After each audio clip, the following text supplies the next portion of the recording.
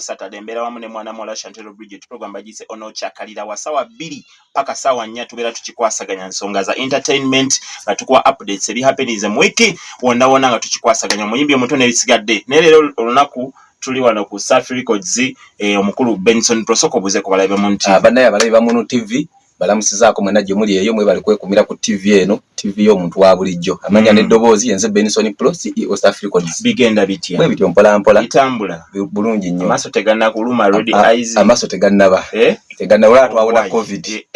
embeera sinyangu nakamu naye of course weekend bingi ebitambudde ensonga lwaki nkunoonyezaako bingi ebitambudde ebikwatagana ne ba producers nga bo bagamba nti balyakadde okubanga bafuna kasente ennyimba mukuba nnyingi ne muziwa abayimbi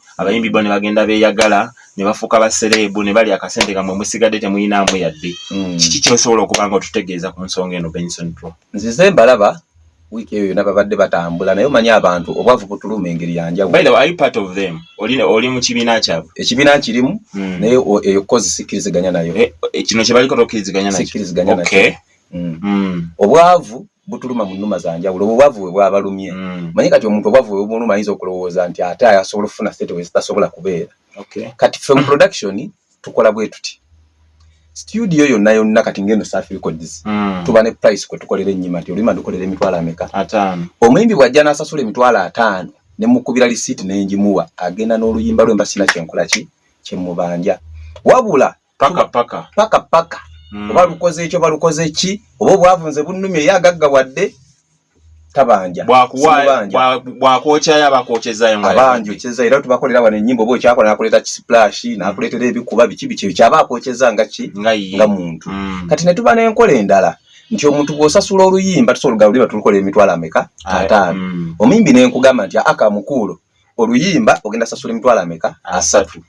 studio naye genda kusasulira emitwalo ameka 2 naye ku luyimba olwo tulinako percentage we agreed on percentage tulinako percentage 20% njolimba buli we lugenda tulinako ka percentage ka paako yeribbo gye boogerako gye bali badde bafuna kati nze sente ezo nzifuna kati fe bwojano ku Safi Records tulina agreement zizo ziraba bintu bya mpapula ebifaanagana bwe bityo mu bibalaga abantu wa kamera sembezo balaga abantu agreement eno lwakuba tolaganye mannya ga muyimbi aliko kakati ffe omuntu bwojja tukusayiningisa agreement eno n'osalawo ogenda nakiri ekyokutwala oluyimba lwo kyonna oba mukkaanya n'obanga omuyimbi ojja kufunako ku percentage. Yes, nga tulinako ku percentage y'oluyimba ffe nga studio n'omuyimbi ng'oyinako then bw'oba oganye ng'osasula emitwalo 5 nga tukubira receipt book yino tuba nayo ofuna bulungi yaffe tugikoonako ne stamp netukuwa receipt yo n'ogenda tetubanja oluyimba oba lufuuse hiiti oba terufuuse hiiti twawukana nga babigo tuba tetukubanja naye tetubanja so kino kye bakola kikyamu naye ng'ate beetaaga kusoma kukitegeera baproducer abafuna ku ssente ezo ze boogera weetuli nze nfuna era abantu abalayiba muno TV abasinga obungi Emma inate tomanyi nina n'omuyimbi Nusura Nakanja na mu managing ne baba agenda kuyimba mu kya mwina muyimbi gyali omuyimbi gyali tugende maaso okitegeera bwaba agenda kuyimba mu kolo bagenda kukola kalango tulina percentage ya agreement yaffe gye twakola ntwalako zintwalako ba Steve Gini ebbanga lyonna bagende babeebuzeeko bafuna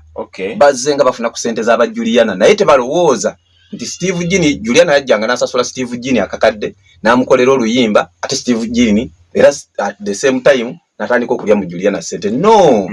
olumu tu investinga namu sombo funze bakole bino byogambye bakole bino wammanga ekisooka bw'oba oyagala oluyimba olufule business yo lulyeko kikukakatako naawe n'okuparticipatinga mu kulanga oluyimba olwo mu promotion mu bufunze nti omuyimbi so sikulinda nga lutegudde nga lumaze otegula nojja n'ogamba akenzo biki simanyi yakikuba nnyo yaguze emmotoka biki abwasaba minisita atuwe ku ssente nze namukolera oluyimba gwe Didi oba ani ono Washington wakolera ba Good Life ennyimba bakusasulanga waliwo ne kino mu studio tugaba offer omuyimbi yenna ayina bw'ajja n'omuwa offer n'omukolera oluyimba oba ku bwereere oba kuwadde emitwalo 5 oba 10 era oba omuwadde